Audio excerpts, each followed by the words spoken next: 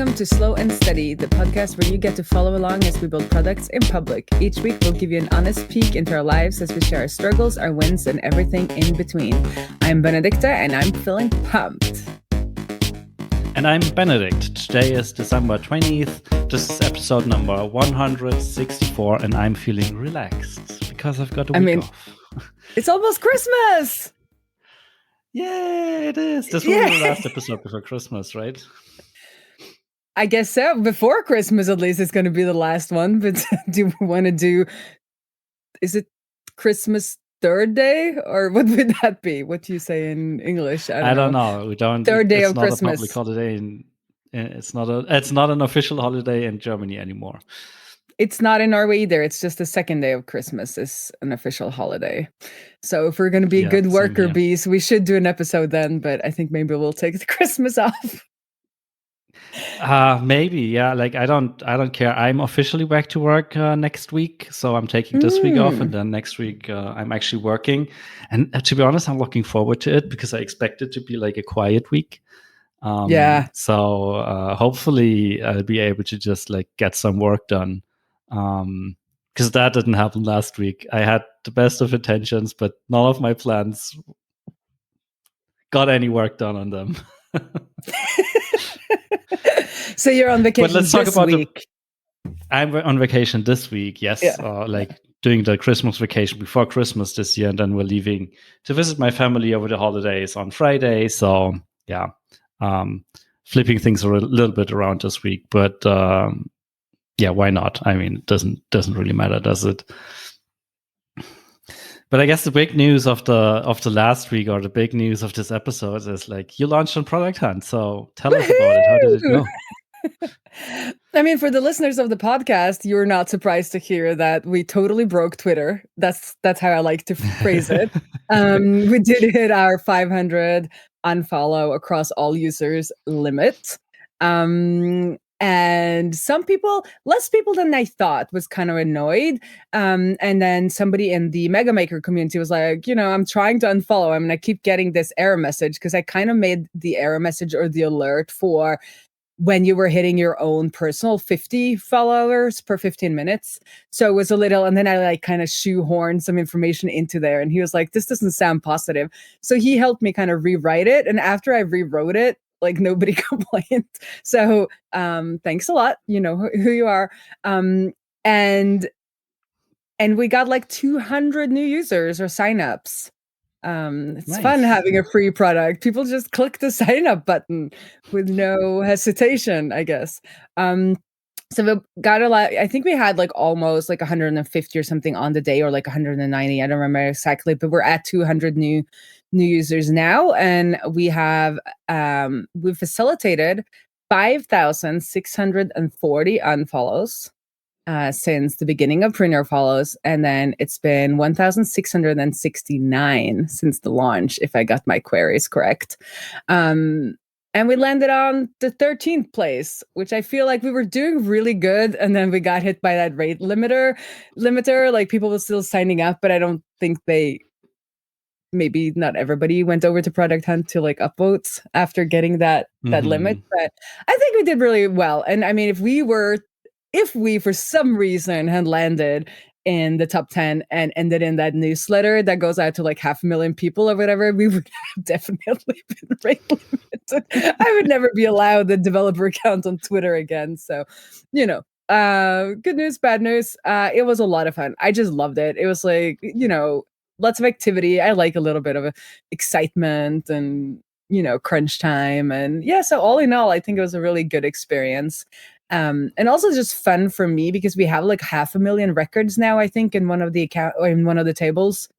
And I've never like personally worked on a product that has like 500,000 records. So it's just interesting to see kind of, what can break, and also a lot of fun with the sentry logs because there are so many weird bugs. Are you tracking both front end and back end, or? Yes. So on the front end, I'm basically just doing mostly just like the standard Sentry thing, where I think it's just like surrounds the whole React app or like the whole Gatsby app, and like will catch any error that crashes the app.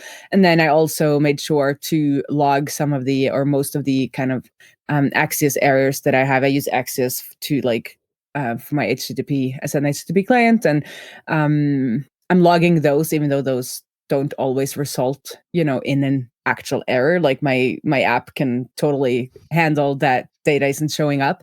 But I'm seeing that whenever there's a rebuild of the site, we get a lot of these like rehydration issues. And I think that's and I think they're inevitable. I think it is from people having the app open when a new build is happening. And then when they go to navigate on the page, there's a difference between kind of, what is now on the server and what is in the client. But I'll have to investigate that more. But lots of fun seeing things. And we've had some serious breakage. Somebody who was following 16,000 people tried to use the app. Wasn't built for that, I guess. Was not built for that, because there is also obviously a rate limit on getting people's follow the people, or getting the accounts that people follow. So you're only allowed to do 5 times 1,000. So we could only get 5,000 of somebody. If somebody follows 5,000 people, which is kind of like what I made the app for, my own use case, where I hit the 5,000 limit and I wasn't allowed to anymore. And I think that's the limit. Like, you're allowed to do 5 requests to that endpoint, and it can give you a max of 1,000 people per time. So for this like 16,000 people, we would definitely, store the next token and like store their access token, and then wait a little bit, and then do the next round of imports and stuff like that. So I might want to do that in the new year as a learning experiment, and then kind of DM that person and be like, hey, you want to try it out now and see how it goes. And that also showed us that Twitter locations are not UTF-8 secure. Like, it's not always UTF-8. So there were some breakage with like importing that into SATA, because it was expecting UTF-8 in their text columns. So lots, like, it's fun when there's like a bunch of people using your application in totally unintended ways. You've got a weird definition of fun. Well, they didn't pay, right? So it doesn't feel like, if they paid like $100, I would have been embarrassed. But since it's free, it's mostly just learning and fun. Yeah. So yeah, it's been. Do you have any other questions from us breaking Twitter? Anything you have done differently with the ProductHunt promotion or launch, or anything that worked particularly well or didn't work particularly well?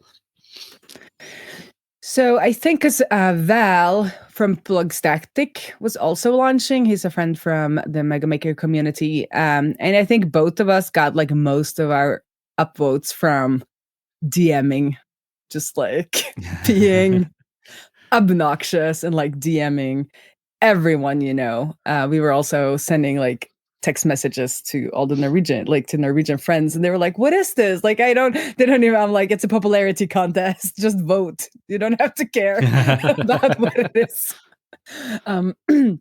So I think like that is like a big part of it. And I think obviously if you have a paid product, I would probably have made sure to like ramp up some more interest before the launch, being like using your email list, and maybe even emailing the people you already have that are happy with your product, and make sure that they are ready to upvote. And then I saw that Val did something that I found very smart, that I haven't really read anywhere, in kind of the private, because you're not allowed to ask for upvotes or comments in public. You're only allowed to be like, support us on ProductHunt, otherwise they might like take you down.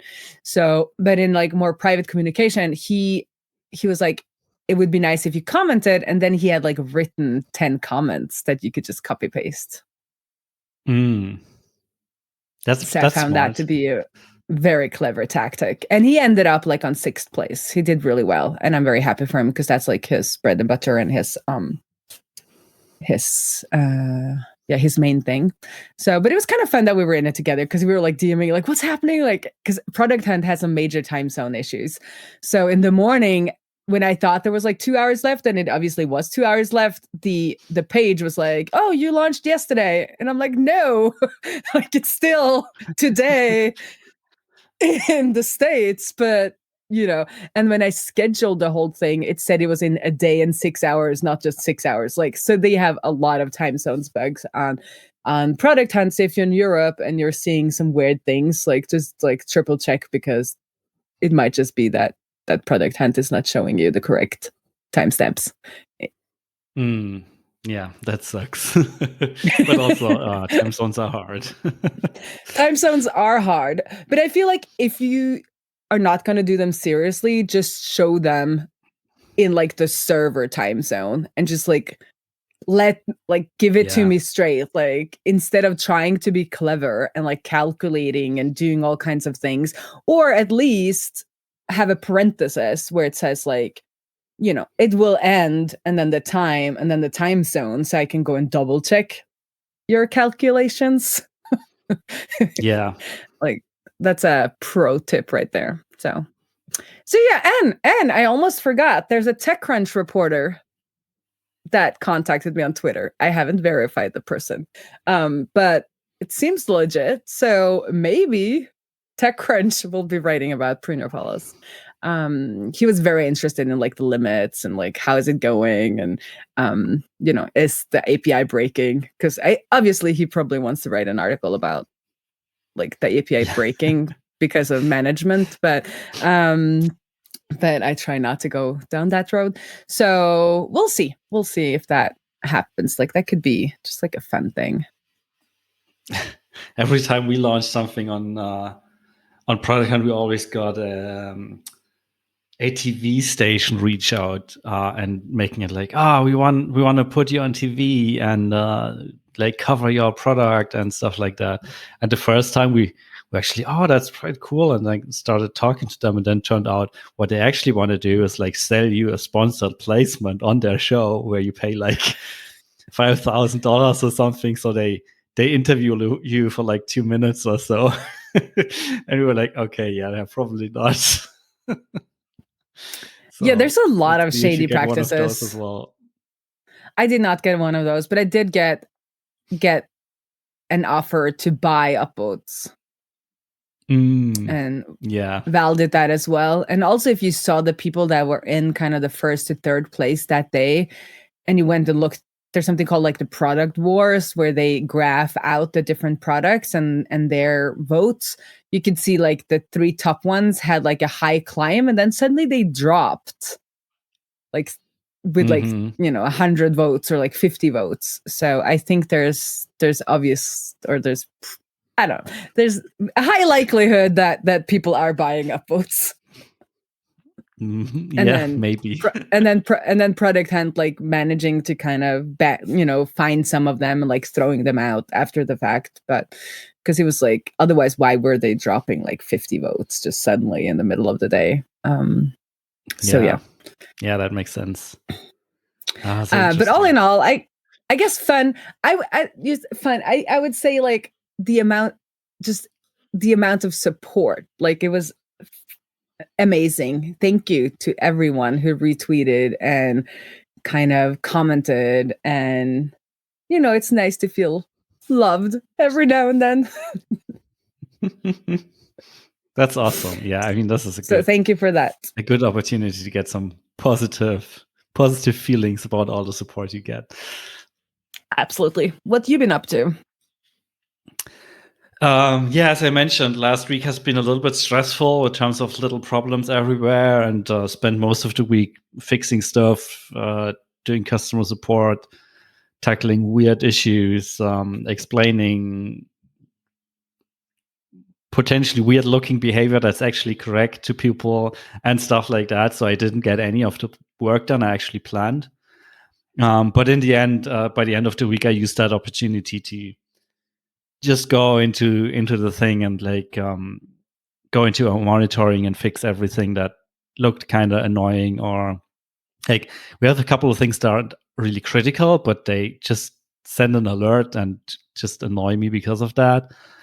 So I spent some time fixing that, and also looked at our auto scaling configuration because we were getting more and more alerts from our monitoring that like the initial queue time, so the time between the request arriving and it actually being processed, had some spikes throughout the day.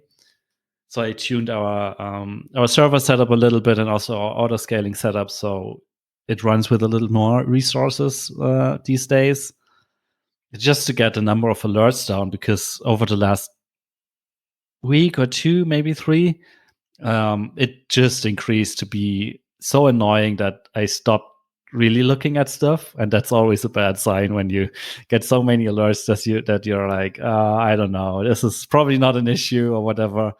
So where are these alerts coming from? They're coming from AppSignal, our application monitoring tool. It does everything from like errors, like sentry just, to like performance metrics, like requests per minute, requests per second, response time, queue time. It's monitoring our database, it's monitoring our servers, it's monitoring our background queues, all of that. And we have a couple alerts set up based on things in there. And a few of them were firing more often than they should. And for a moment, it was like, should I adjust the alerts? Or should I try and like throw more servers and more resources at the problem? And I eventually decided to do like the more resources, because I mean, the alerts are there for a reason, right?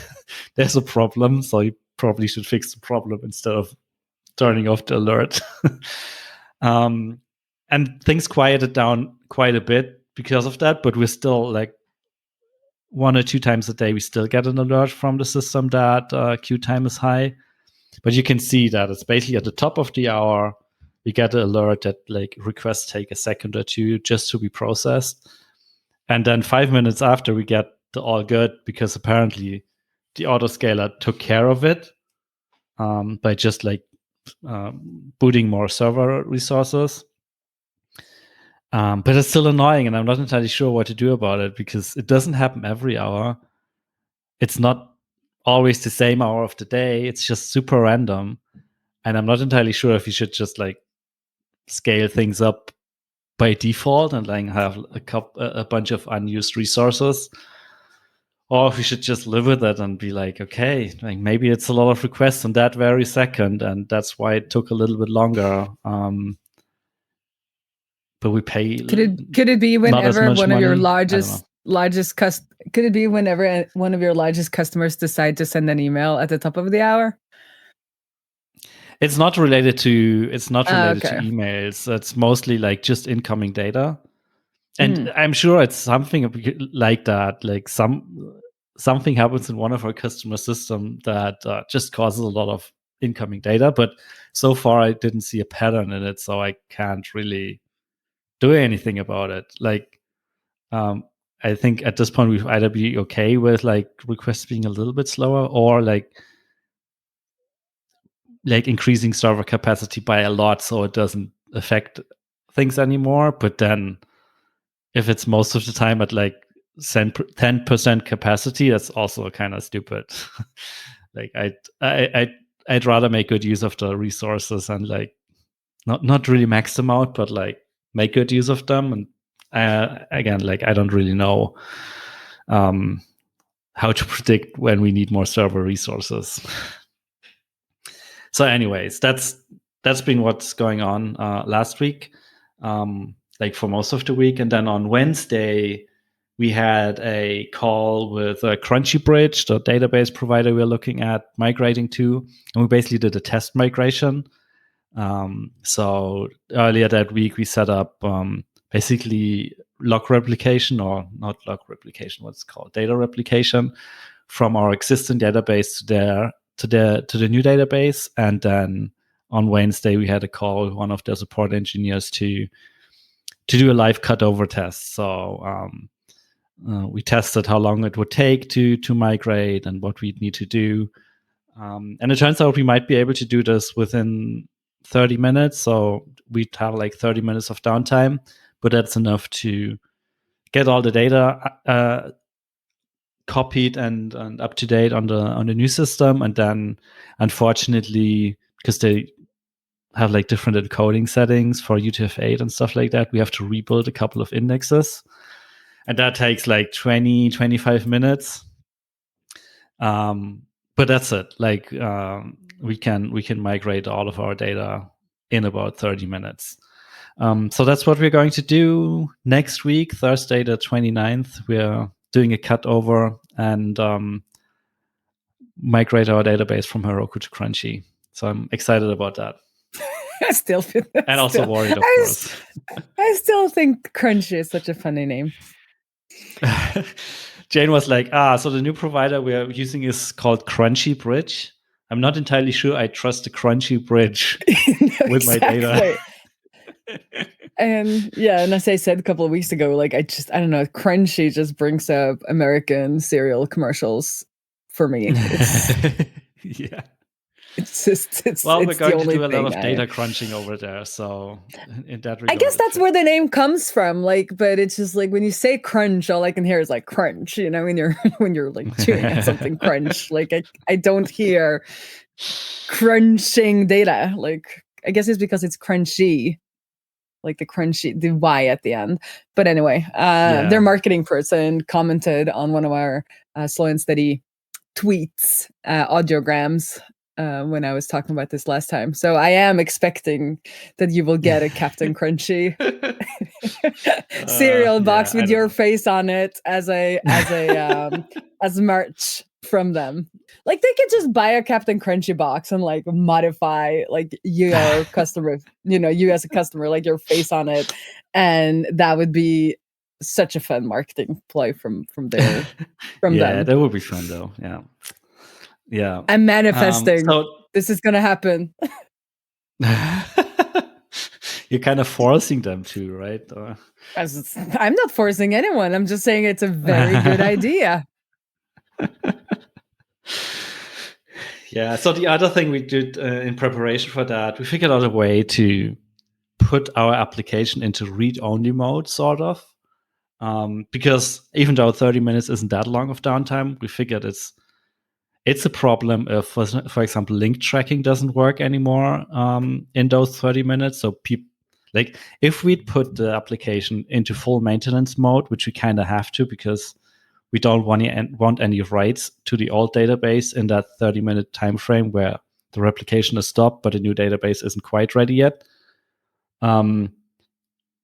If we put the application into full maintenance mode, like stuff like people clicking on links would get, hey, we're down for maintenance message, which is kind of not a good user experience. So we figured out a way to prevent Rails from doing any writes to the database, which is pretty cool. There's a new feature in Rails 7, I think, where you can wrap stuff in I think it's called with preventing writes block. So everything beneath that block is raising an exception when it's a write to the database. And we're using that to basically keep parts of the app in read-only mode. So stuff like link tracking would still work because it doesn't even read from the database. It's just like taking the URL with our link tracking information in there and then putting a job into the background queue, which is on Redis, so it is not affected by the database being down, and then redirects to the link that's also embedded in the original URL. So that stuff will just keep working, and also our background processing for like incoming data would also still work because it only reads from the database to check your authentication keys and stuff like that. And they can still be there. Like it's not changing anything. So we'll still be able to accept data and put them into the queue. And of course, the background queue processing will be stopped because that would write to the database. But at least for our customers, it should look like the app is still up there and still doing its job. It's just that it will not do any email sending or automations or all of that for about 30 minutes while we actually do the migration. So I'm pretty excited about that because I was a little bit worried that if we had to put everything into a maintenance mode, that would make it for a sucky migration for a lot of people. Yeah, So, especially that yeah. link, like clicking on links and stuff like that would be. So you're saying that you never write directly to the database. It's always put into queue. So you can keep putting everything into the queue, and then it will kind of be stored there. And when the new database is up, then everything will be propagated to the new database. Yes, exactly. At least on those endpoints where like there's a lot of incoming data and we want them to be super snappy and quickly. Not quickly, quick. Crunchy, quickly. Just read. Yeah, quickly crunchy. Yeah. Sorry, we do the data crunching in the background, and then accepting data is like a super minimal task. Yeah, that allows us to do a setup like this where we basically have no downtime. But for the 30 minutes, if I go in and I want to manually add somebody in the UI, that would fail. Yeah, like we're going to stop the UI. So the UI will show you we're currently in maintenance mode thing. But like your application and all the integrations we have, like Zapier and Segment, they would just keep sending and we'd still accept that data. But the UI would be stopped because if you authenticate in there, we create a new access key and stuff like that. So that wouldn't work. And also any changes you make in the UI in those 30 minutes, like changes in the UI usually like directly written to the database. So if you set up a new segment, it will be gone after the 30 minutes migration window is done. So we put the UI into maintenance mode, but everything else is basically just in read-only mode. What a good architecture you have here. It's okay, I guess. Let's see how what well do you it say works when people actually... Let's practice. What do you say when people give you a compliment? Thank you. You're welcome. You're right, I'm awesome. Just joking. Yes, you are. Yes, you are. No, but that is it's cool. I want to play with queues now. I need a queue for my app.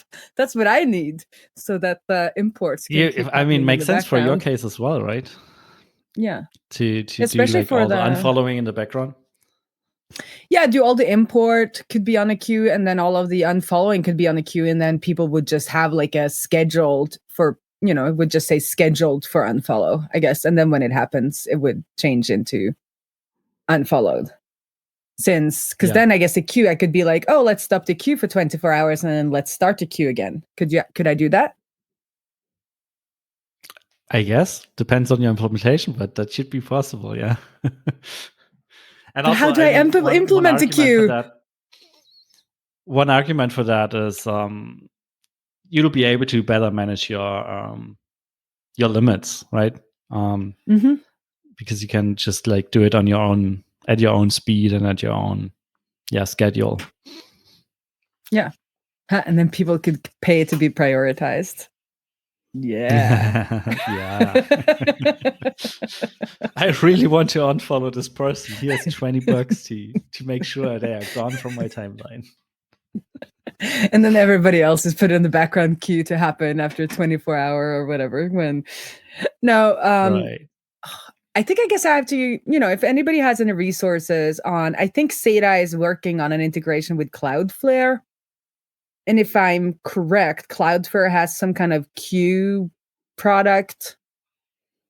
So if anybody has any good resources on that, let me know. And if anybody knows anybody at Cloudflare, they can sponsor me and I'll work on Cloudflare queues for Prune Your Follows to make it all happen.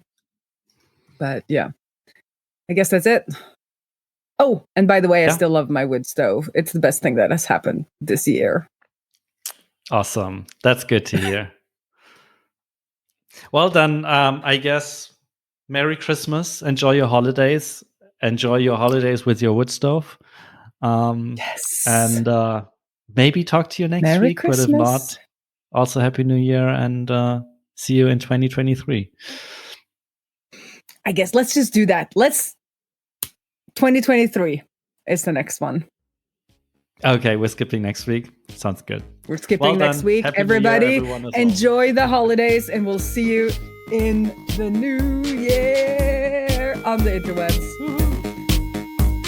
Bye.